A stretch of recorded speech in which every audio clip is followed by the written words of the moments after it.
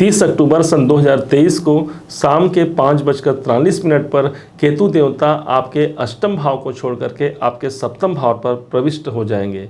वास्तव में देखा जाए तो ये केतु आपको क्या प्रतिफल देंगे, इसी बात पर हम चर्चा करने जा रहे हैं। ध्यान दीजिएगा, इसे आप लग्न के आधार पर देखेंगे सटीकता ज़्यादा बैठेगी, अन्यथा इसे आप अपने मीन राशि के अनुसार तो देख ही सकते हैं। अभी तक केतु देवता आपके अष्टम भाव पर थे, इसका मतलब यदि इसका जो प्रभाव पॉजिटिव प्रभाव ये होगा कि आपने पहले से कोई बाधा, परेशानी, कोई डिप्रेशन, कोई तनाव यदि मन में, हमारे जीवन में बना हुआ है, वहाँ से एक मुक्ति मिलने का एक संचार हो जाएगा। क्योंकि अष्टम भाव को छोड़ गए हैं, अष्टम भाव रुकावट का होता है, तो एक रुकावट का सिलसिला, हमने कार्य तो बहुत किया, हमने मेहनत बहुत किया, चाहे वो अपने व्यापार के लिए हो, चाहे वो अपने नौकरी के लिए हो, हमारे मेहनत के अनुरूप हमें परिणाम न मिल पाना, कहीं न कहीं अष्टम भाव पर यहाँ पर केतु देव विराजमान है, इसका प्रतिफल भी हो सकता था। बहुत लोग ऐसे भी हैं जो रिसर्चर हैं, जो रिसर्च का कार्य करते हैं, उन्हें भी सफलता ना मिल पाना, या फिर पिता के द्वारा जो धन लाभ होना चाहिए था, या फिर हमें पैतृक संपत्ति मिलने वाली थी, या कोई प्रॉपर्टी विवाद चल रहा था, उसमें लाभ की संभावना बनते बनते हाथ न आना, कहीं ना कहीं आप मान सकते हैं इस केतु के नेगेटिव प्रभाव प्रभावित है हमारे जीवन पर। दूसरी ओर केतु की दृष्टि आपके धन भाव पर पड़ रही थी और साथ में राहुदेव ऑलरेडी इस भाव पर विराजमान थे, तो बहुतों ने अपने जीवन पर आर्थिक परेशानियों को होते हुए देखा। धन से जुड़ा हुआ कई प्रकार से हमें परेशान होना पड़ा। जिसको हमने धन दिया है वो सही समय पर हमें धन वापस नहीं दिए, या जिसे हमें धन देना है, जिससे हमने लिया है, हमें भी वो सामर्थ्यता हमारे अंदर नहीं आ पाई, या वो मान सकते हैं कि हमने नियत समय पर अपना धन सामने वाले को नहीं दे पाए। इसके कारण से भी हमारा पद प्रतिष्ठा कई बार धूमिल होते हुए कई लोगों ने अपने जीवन पर देखा होगा, इसे समझा होगा। अब क्या परिवर्तन होगा? हाँ, वास्तव में परिवर्तन होगा। जब कोई ग्रह परिवर्तन करते हैं उस समय पर वो जिस भाव पर रहते हैं उस भाव को छोड़ जाते हैं। उस हिसाब से जो सबसे जो पॉजिटिव जो आपको फल मिलेगा, एक ये मान लीजिए कि जो बाधाओं का जो दौर चल रहा था उस दौर में काफ़ी हद तक कटौती होना, या वो सब चीज़ कट सकते हैं, अर्थात जो बाधा परेशानी है उसमें एक निरंतरता आ सकती है, वो सब बाधा परेशानी दूर हो सकते हैं। क्यों? क्योंकि केतु ने इस भाव को छोड़ दिया। दूसरी तरफ राहु देवता आपके धन भाव पर थे, राहु देवता भी धन भाव को छोड़ करके अब आपके लग्न पर ही समाहित हो गए हैं। तो हाँ, आर्थिक रूप से आपको सुदृढ़ता प्राप्त होगी, कोई धन संबंधी कार्य बन सकते हैं, कोई कौटुंबिक जनों से संबंधित कार्य बन सकते हैं, अपने परिवार से, अपने रिश्तेदारों से आपको सहयोग मिल सकता है, उनके लिए भी आप कुछ बहुत बेहतर प्रयास करके अपने उत्तरदायित्व का आप निर्वहन कर सकते हैं। लेकिन दूसरी तरफ आपको सतर्क भी रहना होगा, कहीं आपके स्वास्थ्य समस्याएं बढ़ न जाएं, क्योंकि राहु लग्न में है, केतु आपके सप्तम में है, केतु की दृष्टि भी लग्न पे पड़ रही है, तो स्वास्थ्य पर आपको नियंत्रण रखने की आवश्यकता होगी।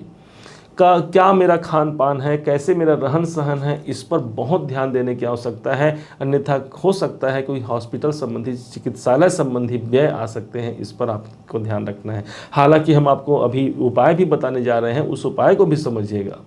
अब ये केतु जब सप्तम में है तो सप्तम भाव हमारा व्यापार होता है। इस समय पर दिख सकता है कि व्यापार में हमने बहुत सा धन लगा दिया तो उसके अनुरूप हमें लाभ न मिल पाना, परंतु अभी आपको जो उपाय बताएंगे उसमें आपको व्यापार में भी लाभ की संभावना 100% बढ़ने की संभावना हो जाएगी।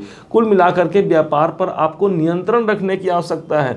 होता है कभी कभी हमारा व्यापार चले ना चले, हम किसी और पर आश्रित हो जाते हैं और उसी समय हम वो अपना हस्तक्षेप खो देते हैं अपने व्यापार पर, अपने करियर पर। लेकिन इस समय पर पूरा नियंत्रण आपको अपने ऊपर रखना है। दसम भाव से दसम भाव होने के कारण आपके जॉब में भी आपको कोई धन प्राप्ति की संभावना दिख सकती है। क्यों? क्योंकि छठा भाव आपका नौकरी है और उसके अगले भाव पर केतु देव विराजमान है, तो नौकरी में हो सकता है कोई पदोन्नति का अवसर मिल जाए, कुछ धन प्राप्ति का अवसर हो जाए। ये संभावनाएं भी आपके जीवन पर अगले 18 महीने तक आपको आत्मसात करते हुए आप देख सकते हैं। सप्तम भाव हमारे दाम्पत्य जीवन का होता है भाई, इसलिए दाम्पत्य भाव पर केतु का आना और राहु की दृष्टि होना दाम्पत्य जीवन के लिए आपको सतर्कता की आवश्यकता होगी। होगी, अपने जीवन साथी या जीवन संगिनी से मिल करके आपको एक नया कार्य प्रारंभ करना होगा। नया कार्य प्रारंभ करने से हमारा तात्पर्य ये हुआ कि दोनों मिल करके यदि किसी प्रॉब्लम पर यदि आप कार्य करते हैं तो वहाँ से आपको एक स्थिरता और सुव्यवस्था आपको होते हुए दिख सकती है। माना जाता है सप्तम भाव पर जब केतु होते हैं तो हमारी प्रवृत्ति एक सन्यासी की भांति हो जाती है, अर्थात हमारे मन में एक दूसरे के प्रति सद्भावना आएगी, एक दूसरे के प्रति सम्मान की भावना आएगी, और यही तो है इस केतु के सकारात्मक परिणाम को आपके जीवन पर आत्मसात कराना। और तीसरे तौर पर यही हमारे साझेदारियों, हमारे पार्टनरशिप का होता है। यदि आपका व्यापार पार्टनरशिप से युक्त होकर के आप करते हैं, आपको सजग रहने की आवश्यकता है। आपके पार्टनर के साथ भी इस समय पर वैचारिक मतभेद बढ़ सकते हैं, तो इसलिए इस बात को आपको ध्यान रखना है कि दोनों के मध्य कोई किसी प्रकार से बाधाएं ना आए। वैवाहिक दृष्टिकोण से भी आपको सतर्कता की आवश्यकता है। अब इस केतु से कैसे हम अच्छा प्रभाव ले सकते हैं, इस बात को समझिए।